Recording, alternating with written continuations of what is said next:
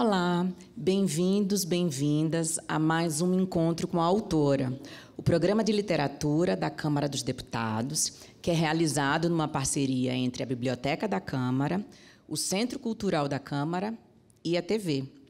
Hoje estamos na edição 65 e recebemos a autora Marília Arnaud. Marília, obrigada. Obrigada a vocês.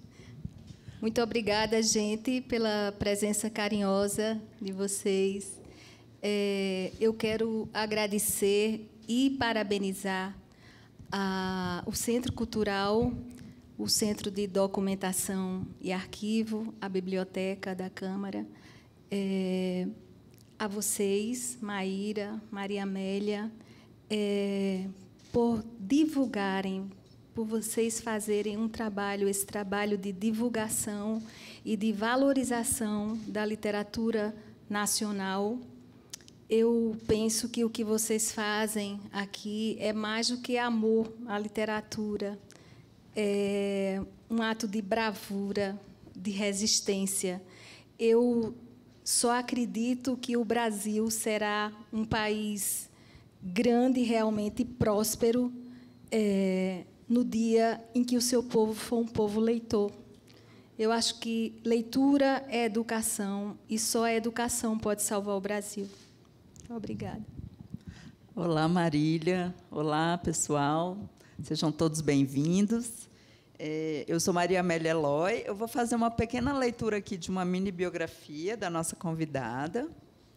Marília Arnaud é paraibana, de Campina Grande, e atualmente vive em João Pessoa.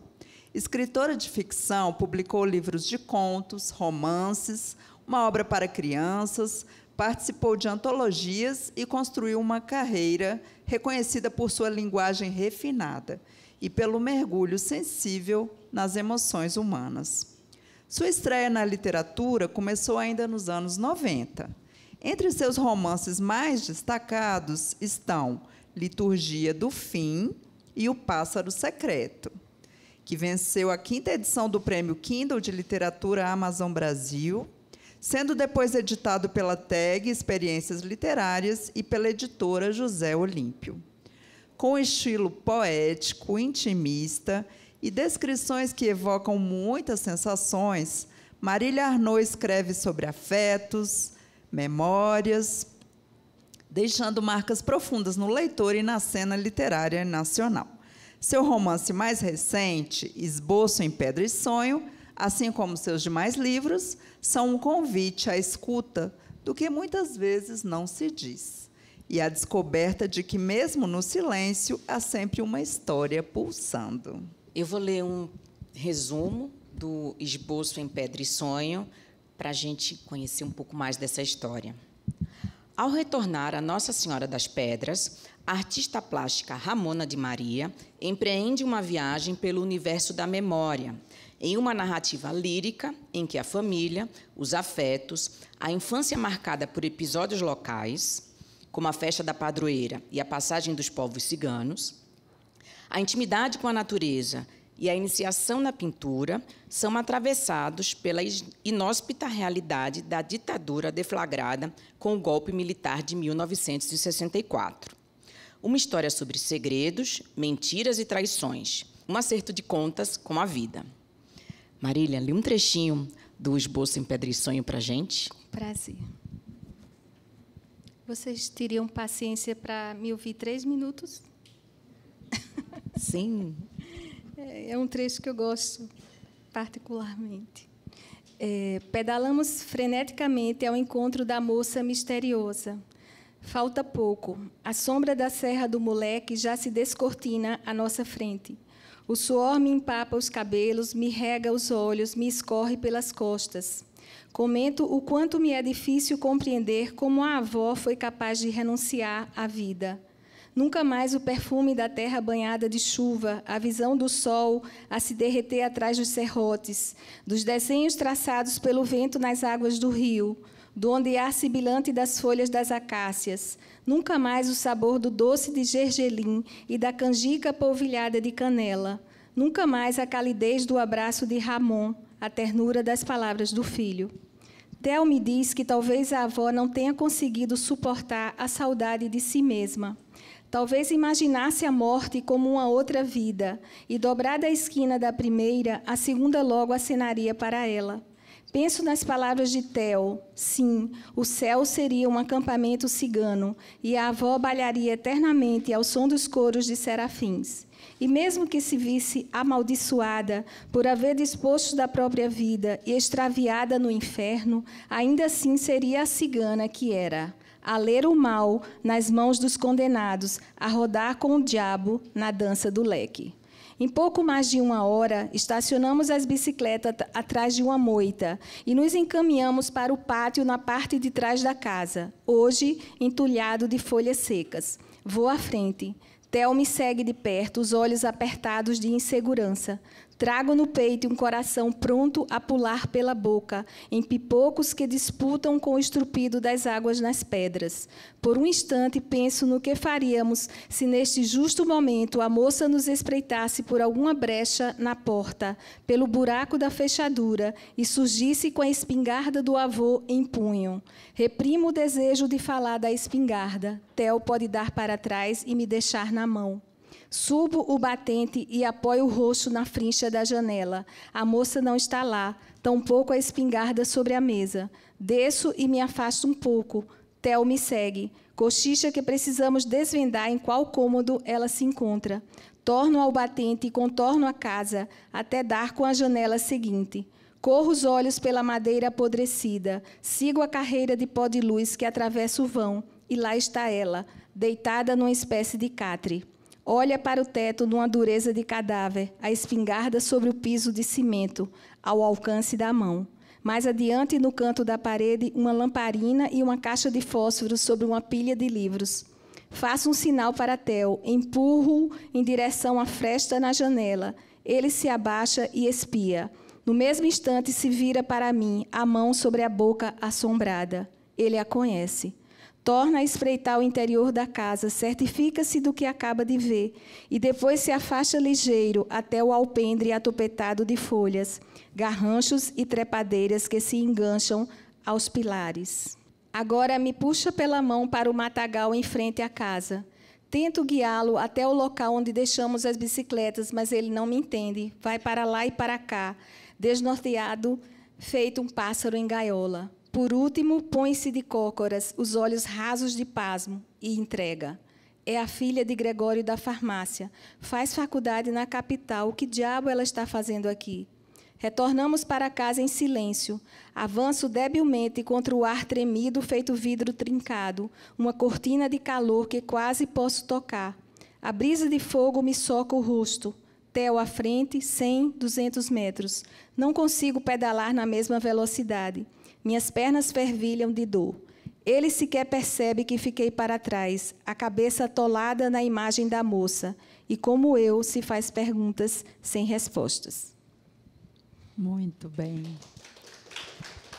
Belo trecho, né? Obrigada.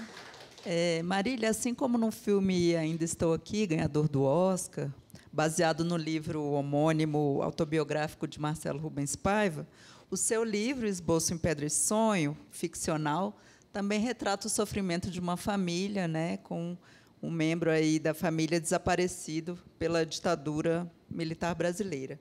Você acha que a literatura, o cinema, as artes em geral, têm esse poder mesmo de promover o debate histórico e político e trazer alguma transformação para a sociedade, de alguma forma? Eu acho que a literatura ela não tem nenhum propósito, né?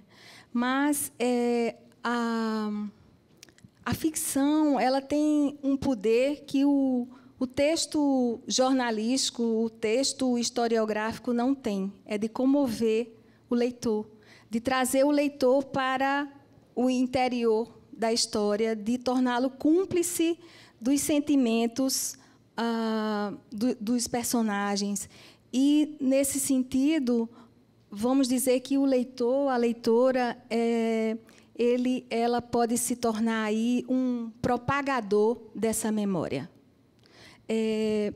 Você falou do filme, e eu fico pensando, né? O filme de Walter Salles levou 5 milhões de pessoas ao cinema, diferentemente do livro dele, que não teve a mesma leitura, a mesma repercussão. E, lamentavelmente, a literatura no nosso país não tem o mesmo alcance do cinema, né? Porque a gente tem outros livros, muitos outros livros que tratam desse tema e dizem que ainda são poucos, né? Mas eu queria... Lembro aqui do Que é Isso, Companheiro, de Fernando Gabeira, o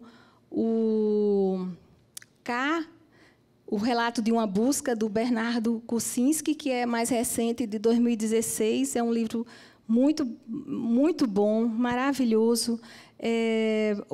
A Festa, de Ivan Ângelo, Quarupi e outros livros de Antônio Calado, Zero, de Inácio de Loyola Brandão, O Indizível Sentido do Amor, da Rosângela Vieira Rocha, que vive aqui em Brasília, Noites Intermináveis, do Maurício Melo Júnior, né, que faz leituras aqui no Senado, Outros Cantos, de Maria Valéria Rezende. É um livro lindo, lindíssimo.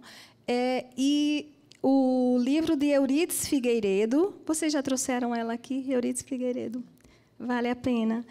Euridice Figueiredo, ela tem um livro, ele saiu agora a 2ª edição, que chama A Literatura como Arquivo da Ditadura Brasileira. Ela não veio aqui, mas participou online já com a gente. Ah, tá. Saiu a 2ª edição agora pela 7 Letras, e eu não tinha lido ainda, né? Eu li mais recentemente. Ela faz uma análise, uma reflexão crítica sobre obras literárias que foram publicadas no Brasil entre 64 e 2016. É um mapeamento, né, dessas obras. E mais detidamente sobre a obra do Bernardo Kucinski, o Relato de uma Busca. Alguns textos que ela analisa são testemunhais e outros são ficcionais. Marília, além de trazer essa reflexão sobre a ditadura, no Esboço em Pedra e Sonho, a gente tem a relação da Maria de Ramona com o avô, né? Então, tem essa figura masculina mais velha, paterna, né? E também no Peso do Pássaro, o Pássaro Secreto, e também no Pássaro Secreto, a gente tem a relação da protagonista com o pai, também muito forte. Esse é um tema que você também gosta de trazer assim, para suas obras? É um tema do momento para você? Assim, o que é que te busca a explorar essa relação pai e filha, ou filhos e essa figura masculina mais velha? Sim, é verdade. Ela se repete, né? A avó também é uma figura central, mas assim, eu acho que a minha literatura ela está centrada nos dramas familiares, nos afetos e desafetos, né? Na dor e na delícia de ser quem se é. Então, eu considero a família como o centro. Todos os conflitos humanos nascem na família, né? Nas relações familiares, as primeiras de uma vida, e algumas relações muito conturbadas. Às vezes, você tem numa família o afeto, o acolhimento, mas, às vezes, você tem aí relações muito danosas, principalmente para as crianças. E é isso que eu abordo nos meus livros, desde o primeiro, no Suíte de Silêncios, onde a gente tem uma menina, a narradora, que ela é abandonada pela mãe. Na verdade, a mãe ela deixa a casa e essa menina fica só com o pai e com a avó e vai narrar esse desamparo dela, né? E no Liturgia do Fim você vai ter aí o garoto, o homem, né? O escritor, o Inácio Boaventura, que deixa a casa muito cedo, a gente não sabe até o final do livro o porquê, e retorna depois de 30 anos, é também um retorno às origens, como Ramona faz no esboço, né? Mas com um propósito diferente, porque ele vai ter aí, o que ele pretende é um embate com o pai, que não se dá, na verdade, e onde eu exploro esse dano, né, para a criança, na infância, vamos dizer, com mais vigor e com mais profundidade, é no Pássaro Secreto, porque aí a gente tem a Aglaia com um transtorno mental, e algumas pessoas perguntam até onde a família teria, porque a gente sabe que o transtorno mental é uma patologia multifatorial. Então, às vezes, você tem aí o ambiente, né, onde você vive, a família, importa muito, né, na formação dessa criança e no desenvolvimento dessas patologias. O entorno social, a escola, no caso da Aglaia, ela sofria bullying porque ela era gordinha. Então, e também no esboço a gente vai ter essa confissão tardia da Ramona dirigida a esse avô, que foi para ela um pai, né? O pai, ela não teve pai, vocês vão descobrir quando lerem o que aconteceu. Ela é uma semi-órfã, vamos dizer assim, mas teve esse avô a quem ela se dirige, num relato de muita culpa, e também não vou adiantar o porquê dessa culpa, mas há muita culpa nas minhas narrativas. Eu acho que a culpa é o sentimento mais presente no ser humano. Não sou da área, mas eu tenho que um dia eu vou descobrir por quê. Em Esboço e Pedra e Sonho, já que você falou aí dessa confissão, né, da neta para o avô Graciliano, você escolheu, né, narrar também usando o tu, né, essa segunda pessoa, assim, que não é tão usual, e ficou bem bacana.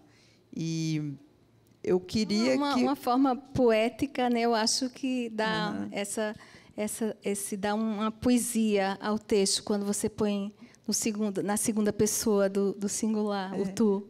Você pode falar para a gente assim, se você fez muitas experimentações, ou isso já estava desde antes, ou se você testou outros focos narrativos?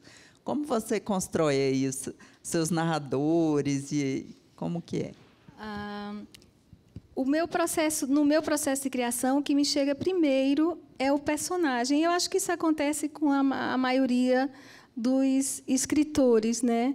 Esse personagem que me conta a sua história, que me sussurra, e isso, às vezes, eu levo meses ouvindo esse personagem, essa personagem, e ela vai se elaborando mentalmente, enquanto a escrita propriamente dita não começa. Eu levo algum tempo nesse processo de elaboração mental. E engraçado, curioso, que no Esboço em Pedra e Sonho, o que me surgiu primeiro não foi a protagonista, não foi Ramona, foi o lugar, o espaço, né? É que Nossa Senhora das Pedras, e nesse sentido eu posso dizer que foi a escrita desse livro me deu muito prazer, apesar de tratar de um tema tão espinhoso, tão difícil, ele me deu prazer e fluiu assim de uma forma muito confortável. Esse lugar existe mesmo, ou é ficção? O esboço, sim. Então, porque há muito de memória, eu penso que é porque há muito de memória nele. Embora a cidade existe? Nossa Senhora das Pedras é uma cidade fictícia, mas eu me inspirei numa cidade que existe realmente no sertão paraibano, no interior da Paraíba, terra da minha família materna, onde viviam meus avós, onde minha mãe viveu até se casar.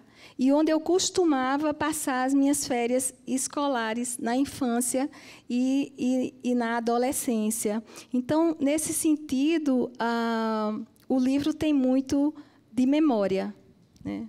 Que a gente sente até os cheiros, né? Sim, dos lugares, eu trouxe tudo. Pássaros, Essa tudo. cidade se chama Pombal, né? E eu trouxe muito de Pombal para Nossa Senhora das Pedras. É uma memória, posso falar, uma memória espacial, uma memória afetiva. Não posso falar, uma coisa que eu sempre friso, não posso falar numa memória política, porque no final dos anos 70 eu ainda era uma criança. Então, eu ficcionalizei algumas lembranças e usei elementos, usei informações colhidas em leituras e em depoimentos. Honestamente, apesar do tema ser um tema duro, eu me sinto muito feliz em trazer esse período sombrio da história do Brasil para vocês, para os meus leitores e leitoras, porque eu acho que esse é um assunto sobre o qual se fala muito pouco, sobre o qual se falou muito pouco, né? Eu me lembro que, quando criança, quando estudante, e a minha filha também, que é de uma outra geração, né, não havia nenhuma disciplina escolar que tratasse desse assunto, né? E, na época, quando eu falo jovens adolescentes, mas não éramos somente jovens adolescentes. As famílias viviam numa bolha, né? A bolha da aparente normalidade. Era do Brasil, do futuro redentor, o Brasil, ame-o ou deixe-o, para frente, Brasil, né? Então, esse silêncio que eu acho que perdura até hoje, é como se o povo brasileiro não tivesse se apropriado da sua história, né? Então, há muito para se contar, e eu penso também que esse silêncio se deveu e se deve ao fato de que o golpe ele foi apoiado, vocês sabem, todos nós sabemos disso, por uma grande parte da sociedade civil, né? Então, essa sociedade que temia o comunismo, com tudo que o comunismo representa, perda de poder e de propriedade. É isso. Marília, você falou dessa memória de Pombal que te inspirou a criar esse universo para o esboço em Pedra e Sonho. O que mais da Paraíba tem na sua literatura? Assim, que traços que você gosta de trazer do seu lugar, do seu pertencimento para a sua literatura? Especialmente a natureza. Eu acho que eu tive uma vivência muito próxima, muito íntima com a terra, com o bicho, com planta, né? Exatamente porque meus pais eram do sertão paraibano, então eu vivi a vida toda na capital, em João Pessoa, mas nas minhas férias eu era levada, conduzida lá para o interior. E quando penso na minha infância, essas são as lembranças mais vívidas que eu tenho. Era a liberdade de estar no mato, né? De andar a cavalo, de me perder, de comer qualquer coisa. A gente saía, andava, eram muitos netos, né?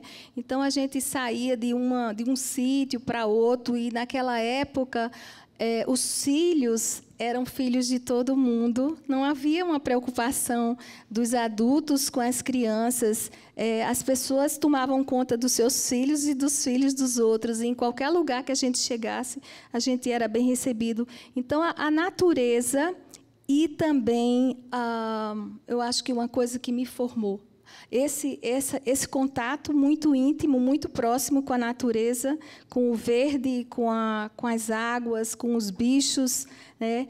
E os livros, porque eu tive o privilégio, e eu digo privilégio porque num país como o Brasil, que as pessoas não têm dinheiro nem para comer, imagina para para ler, né? Você nascer numa casa com livros é um grande privilégio. E meu pai era um leitor de ficção e de filosofia. Ele queria muito que eu fizesse filosofia, que eu fosse uma filósofa. Eu tenho uma amiga que diz que eu sou, sem que eu saiba. Bom, ele queria que eu fizesse filosofia. Você fez direito? Eu fiz direito e fiz letras também, mas eu não cheguei a terminar o curso de letras, porque eu fui aprovada num concurso público, né, no Tribunal Regional do Trabalho, e fui viver numa outra cidade. Porque a gente não vive de literatura, né? A gente tem que sobreviver de alguma forma. Então, assim, é o direito. O direito foi que me deu essa sobrevivência, vamos dizer assim, financeira. Mas a minha paixão, houve um tempo em que quando me perguntavam, você é o quê? Eu dizia, eu sou advogada. Depois eu passei a dizer advogada e escritora, mas hoje eu já digo, eu sou escritora.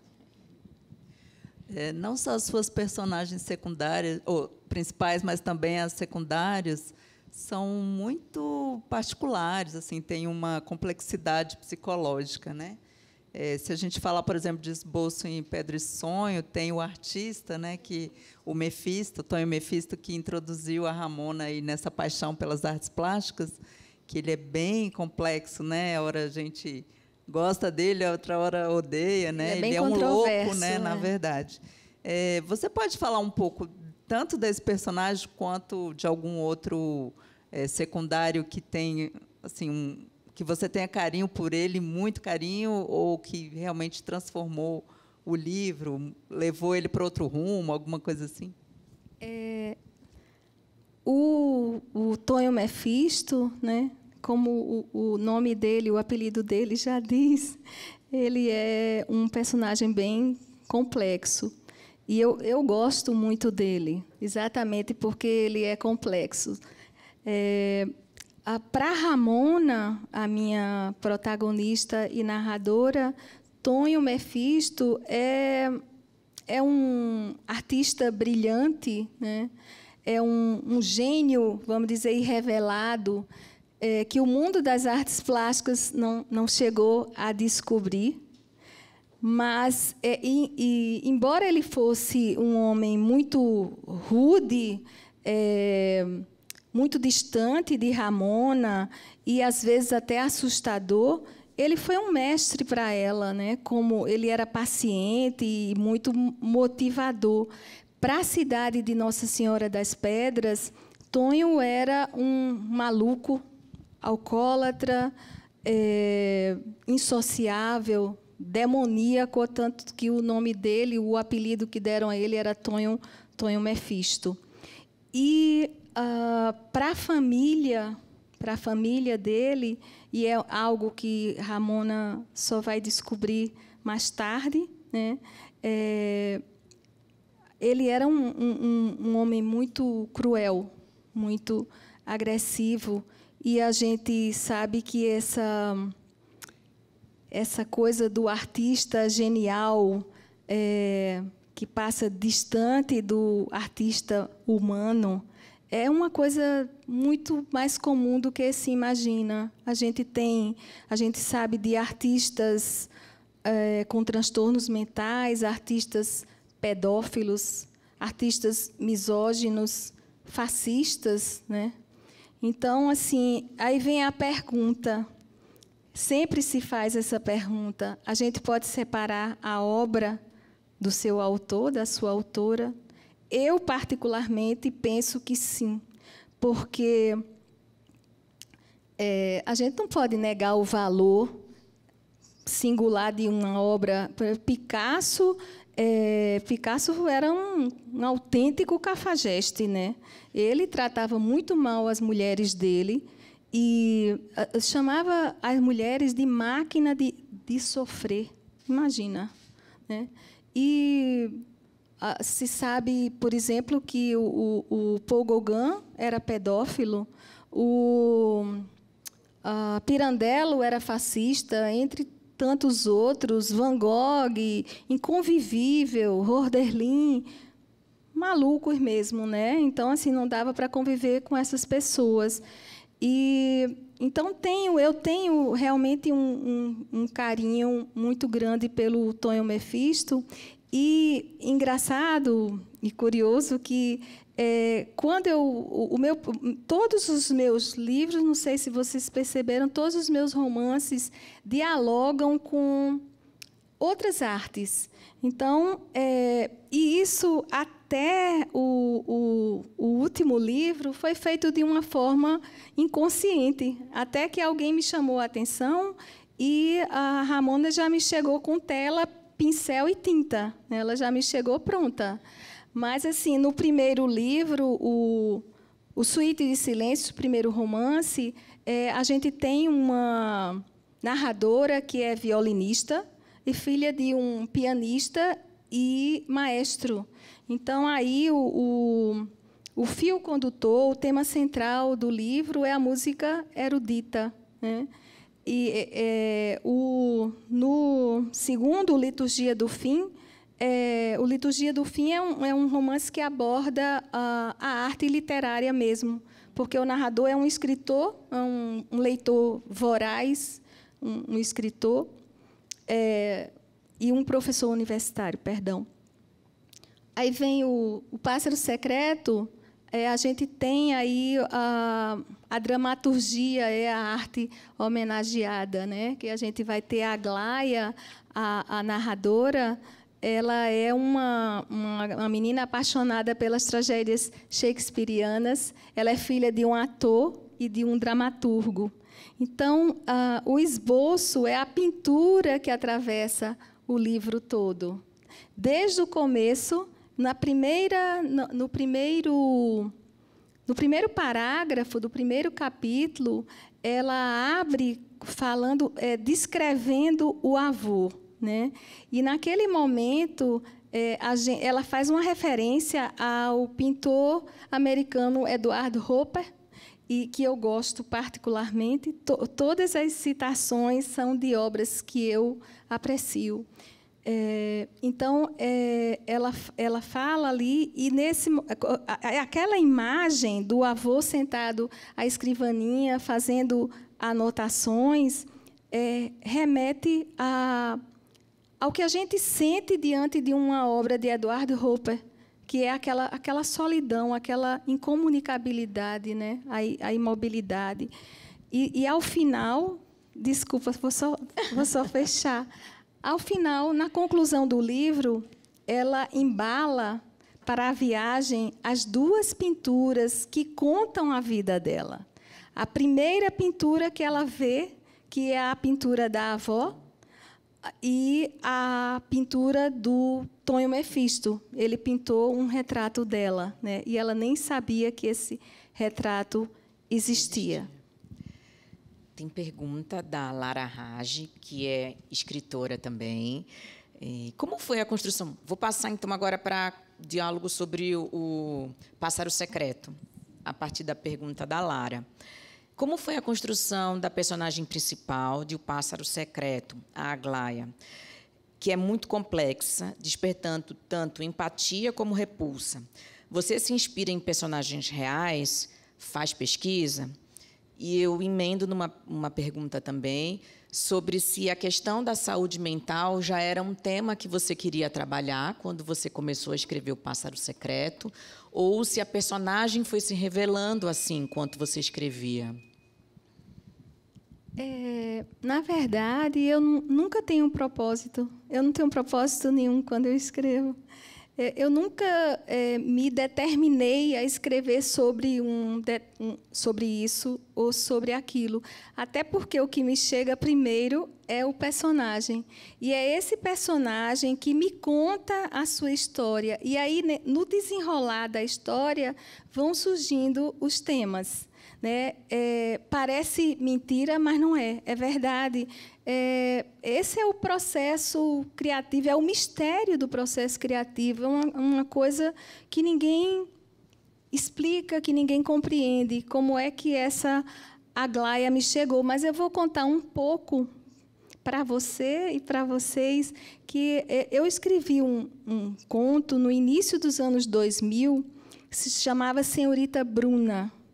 E esse conto ele foi premiado num concurso da Fundação de Cultura Cidade do Recife. Então, ele foi publicado junto com outros contos premiados. E, depois de publicado o Senhorita Bruna, que é a história de uma menina que se vê ameaçada com a aparição de uma meia-irmã, filha do seu pai com outra mulher, né? E lá está também a avó, a figura da avó, que a gente vai reencontrar aqui. Então, publicado esse conto, essa menina não me largou. Ela ficou comigo, né? Muitos anos. Eu estava sempre pensando nela e ela estava lá me cutucando, me pedindo para ser escrita de uma forma mais substancial, né? Então, assim, eu escrevendo outras coisas, mas ela estava ali. Sempre, eu acho que ela estava num processo de maturação, né? Se elaborando. E aí, em 2017, surgiu a oportunidade de fazer uma residência fora do Brasil, uma residência literária na França. E aí eu elaborei um projeto de um livro juvenil a partir da Senhorita Bruna. E aí, no projeto, ela já tinha o livro, já tinha o nome de Aglaia, eu já tinha pensado nesse avô, nesse pai dramaturgo, né? E nas três irmãs, nas três graças, isso aí já está no projeto do livro juvenil. O projeto foi aprovado, eu fui para a França, fiquei 2 meses numa cidadezinha pequeniníssima, a 1h30 de Paris, chamada Marnay-sur-Seine. Eu tinha algum francês, mas lá só se falava inglês. Era um centro de artes com todo tipo de artista plástico, escritores, poetas, tinha muita gente dos Estados Unidos e do Japão. Foi uma experiência fantástica. E lá eu escrevi 60% do livro original. Naquela época, tinha até um outro título provisório que eu nem lembro agora. E, quando eu voltei para o Brasil e reli o livro, eu não fiquei satisfeita, nem a Aglaia ficou satisfeita, né? Porque ela me pedia mais, ela me demandava mais. E a forma como ela me demandava, ela me dizia que não podia ser num livro, ela não podia estar num livro juvenil, teria que ser um livro para adultos, né? E eu não tinha essa pretensão de escrever sobre transtorno mental, não. Ela era somente uma menina com problemas afetivos, vamos dizer assim. Com problemas de autoestima, ela tinha uma autoestima baixa porque era gordinha, e a Aglaia, ela se sentia uma estrangeira, né? A gente não sabe porque numa determinada família você tem crianças que se adaptam facilmente, né, à vida social, à escola, aos colegas, e outras não, né? Essa pergunta a própria Aglaia se faz, né? Se você já nasce com um parafuso a menos, com a química desarrumada, porque isso é real. Às vezes a gente tem uma química que precisa, às vezes, eu sou a favor dos fármacos, né? E a Aglaia, então, eu não tinha esse propósito deliberado, mas com o desenrolar da história, isso surgiu. Surgiu a partir do momento em que eu trouxe a Senhorita Bruna e a morte do cavalo, que eu não deveria nem estar falando aqui, né? Então, mas deixa a gente com mais vontade de ler, é bom. A partir da morte do cavalo, da avó, é que eu percebi que eu estava tratando de um tema muito sério, o transtorno mental. E aí você foi fazer pesquisa para encorpar esse personagem? A única pesquisa que eu fiz, ela é totalmente autoral, Aglaia. Eu nunca fiz nenhum tipo de pesquisa, a não ser sobre internação nos anos 90, como se davam as internações, que tipo de medicação se tomava. Então, a Aglaia, eu não posso dizer que se isso fosse uma pesquisa, né? Eu preferi que ela fluísse, que ela saísse de mim, do meu inconsciente, vamos dizer assim. Eu não costumo programar nada. Pesquisa, realmente, eu fiz para o esboço, porque eu li bastante livros que falavam da ditadura, até porque eu não tinha, assim, como tantos outros brasileiros, né? Não leram bastante a respeito, mas eu procurei ler para trazer o assunto à baila. Eu te respondi, Lara? É interessante você falar essa questão do conto, né? Eu até tinha lido a Senhorita Bruna numa antologia bem bacana, e esse conto já meio que ficou na minha cabeça. E aí depois, quando eu li o Pássaro Secreto, eu falei, ela pegou de lá e tal. E eu queria saber sobre essa questão do laboratório do conto, né, se transformando em romance, e se você se sente mais valorizada, mais reconhecida depois de escrever romances do que só, né, como contista, porque a gente sabe que existe uma certa fulano é cronista, é contista, romancista, né? Parece que é uma questão mais de valorização. Existe isso mesmo, né? Eu lembro que eu amo o conto, né? Mas hoje, depois que eu comecei a escrever romance, eu não parei mais. E hoje só escrevo conto por encomenda, assim, em alguma coletânea, alguma antologia. Mas eu sou apaixonada pelo conto e eu só passei a escrever romances porque fui desafiada a fazê-lo, né?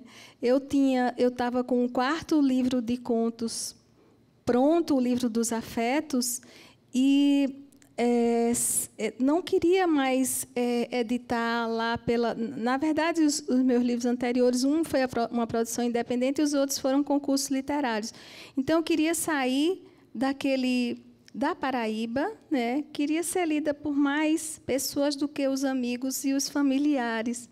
E aí eu conheci a Maria Valéria Rezende, que é uma amiga muito querida e de muitos anos. Eu conheço Valéria há 25 anos, e ela me apresentou ao Luiz Rufato, né?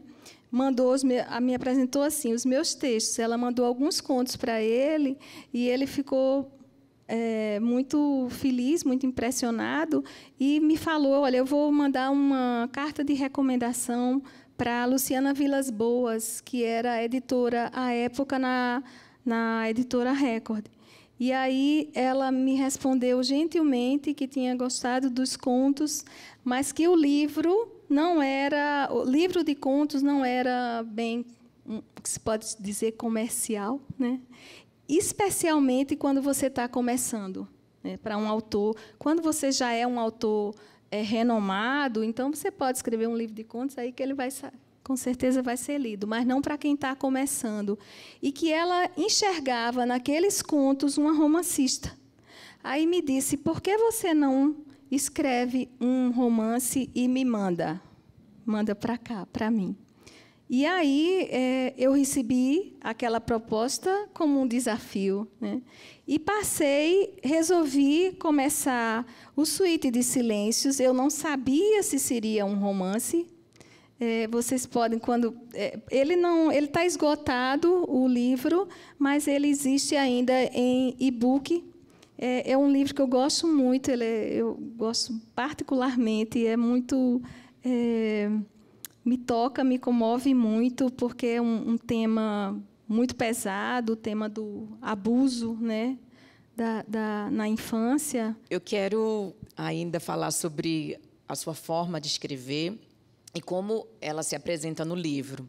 no Pássaro Secreto, mas um pouco também no esboço, a gente tem quase spoilers. Assim, no Pássaro Secreto, você alterna os capítulos pares, em que ela está na infância e crescendo, com os capítulos ímpares, em que a gente já está num presente, né? A gente está tentando entender o que aconteceu, mas quase vê o desfecho ali. Assim, cria uma tensão que faz a gente ficar na história. Isso é muito bacana.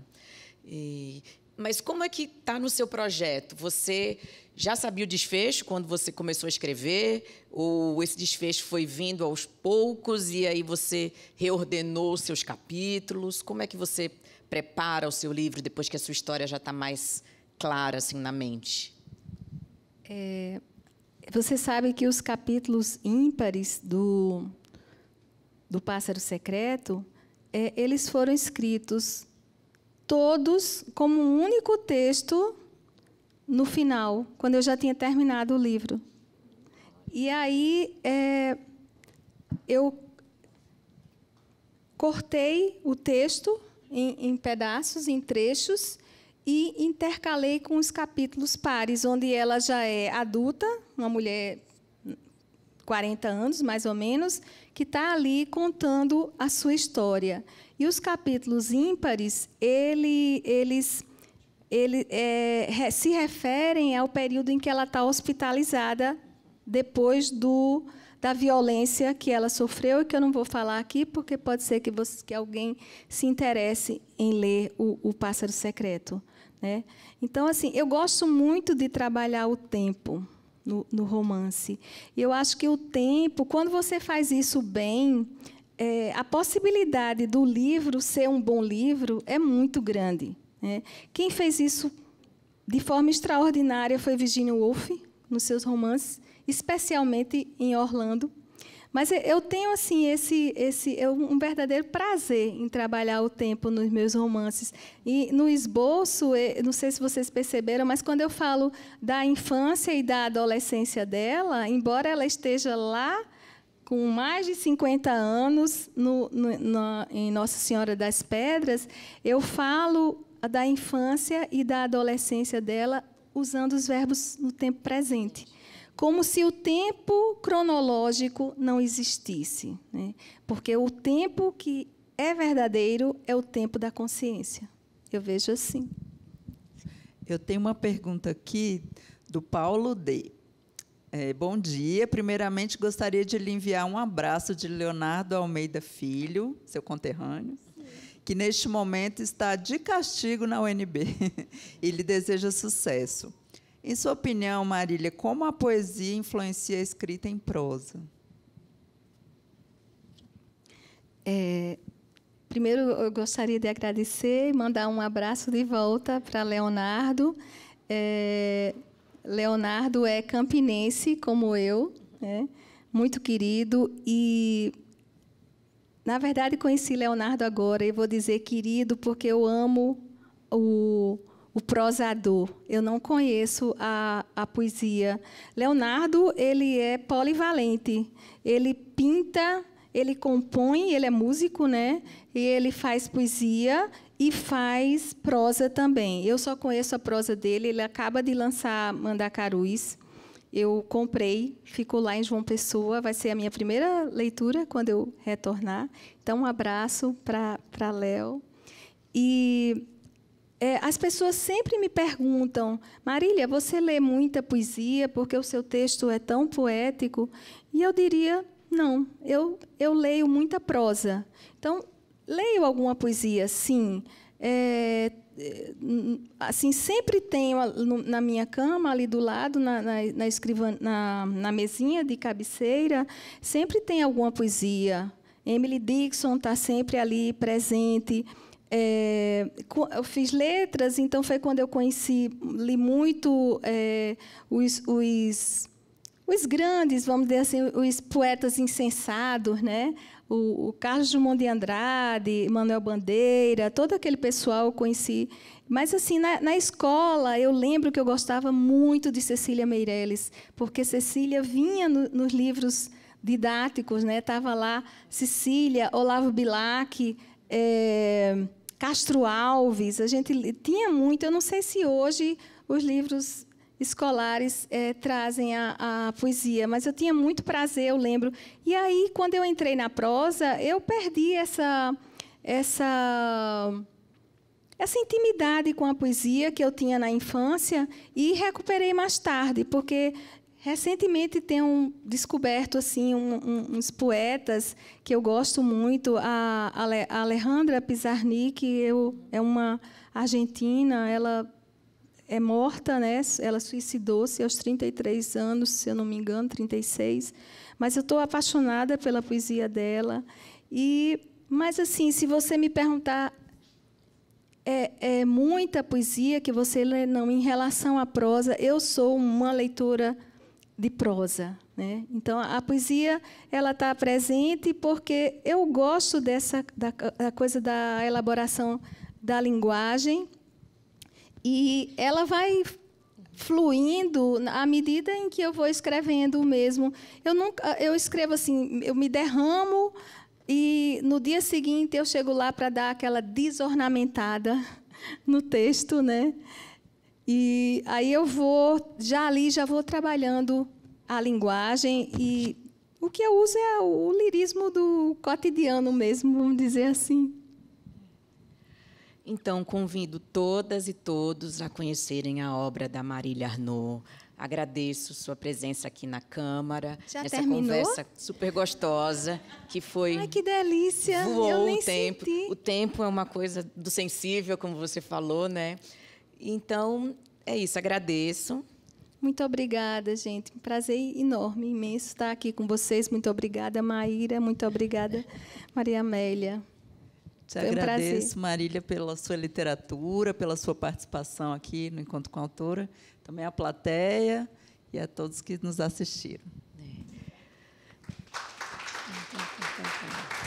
O Encontro com o Autor, Encontro com a Autora, é um programa que a cada mês tem uma edição nova, então também convido a quem quiser assistir os outros, que acesse a playlist que tem no YouTube da TV Câmara e próximo mês a gente está de volta. Obrigada.